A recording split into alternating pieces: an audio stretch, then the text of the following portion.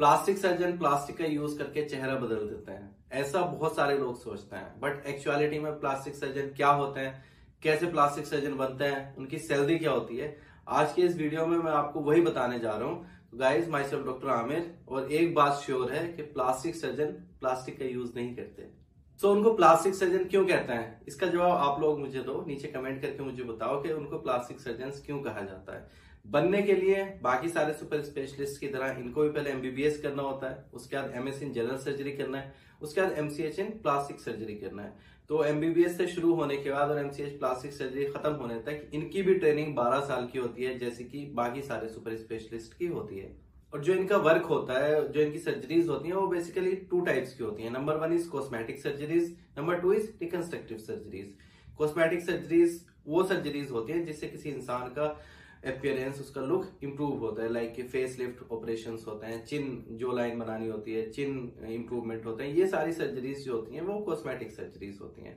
Number 2 is reconstructive surgeries. Reconstructive surgeries means अगर किसी का एक्सीडेंट या बर्न या किसी और ट्रॉमा की वजह से कोई टिश्यू लॉस हो गया, तो उस जो लॉस वाला टिश्यू है उसको पहले के जैसा नॉर्मल बनाना, उस टाइप की सर्जरीज को कहते हैं reconstructive surgeries.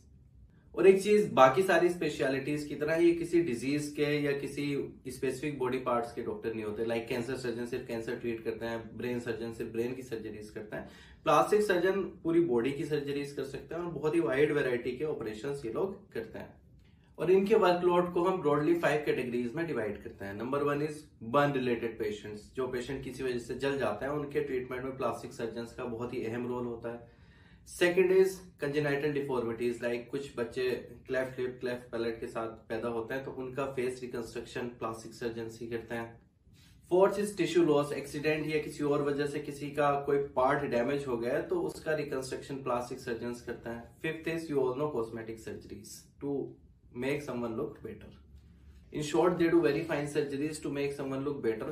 And now comes to the salary of the plastic surgeons. But before going to the salary, I want to mention here that Prepladder is giving very good super speciality coaching nowadays because they have best faculty, very good teacher like Saurabh sir for surgery, Dilip Kumar sir for medicine. They are giving very highly engaging video lectures. Subject wise notes available हैं जिसमें बहुत ही अच्छे तरीके से सब कुछ colourful करके दिया हुआ है। क्वेश्चन बैंक्स अवेलेबल हैं जो सारे लेटेस्ट पैटर्न एग्जाम के ऊपर बने हुए हैं। साथ साथ आप मॉक टेस्ट दे सकते हो, जिससे आपको अपनी प्रिपरेशन का, अपने लेवल का, प्रिपरेशन किस लेवल पे आपकी चल रही है उसका अंदाजा हो जाएगा। कस्टम मॉड्यूल सेट कर सकते हो, जिससे आप अपने वीक टॉपिक अपने हिसाब से तैयार कर सकते हो। गाइज, अच्छी बात यह है कि अगर आप अभी रजिस्टर करते हो, अर्ली बर्ड रजिस्ट्रेशन करते हो, तो आपको 15,000 का ऑफ मिलेगा और 2 महीने की एक्स्ट्रा वैलिडिटी मिलेगी। तो प्लीज ज्वाइन, लिंक मैंने नीचे डिस्क्रिप्शन में दिया हुआ है। मेरा कोड यूज करेंगे तो का ऑफ मिलेगा और 2 महीने की एक्स्ट्रा वैलिडिटी मिलेगी।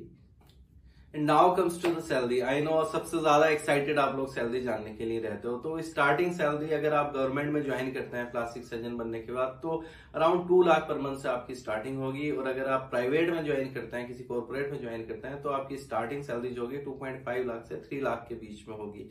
और फिर धीरे धीरे जैसे जैसे आपकी स्किल बढ़ती जाती है, आपका एक्सपीरियंस बढ़ता जाता है, तो ये सैलरी गवर्नमेंट में भी बढ़ती जाती है और प्राइवेट में भी बढ़ती जाती है। इन शॉर्ट, अगर आप बहुत अच्छा काम करते हो, आपका नाम हो जाता है और अच्छी अच्छी सर्जरीज परफॉर्म करते हो, तो प्राइवेट में आपकी salary up to 10 lakh per month जा सकती है। Not a big issue. तो गाइज, ये तो प्लास्टिक सर्जन्स के बारे में था। अगर आप किसी और स्पेशलिटी के डॉक्टर्स के बारे में जानना चाहते हैं कि उनका वर्कलोड क्या होता है, सैलरी क्या होती है, तो प्लीज कमेंट करना नीचे कमेंट बॉक्स में, मुझे कमेंट करके बताना कि आप किस डॉक्टर्स के बारे में जानना चाहते हो या किन स्पेशलिटीज के बारे में जानना चाहते हो। Thanks for watching the video. Please subscribe to our channel. Thank you very much.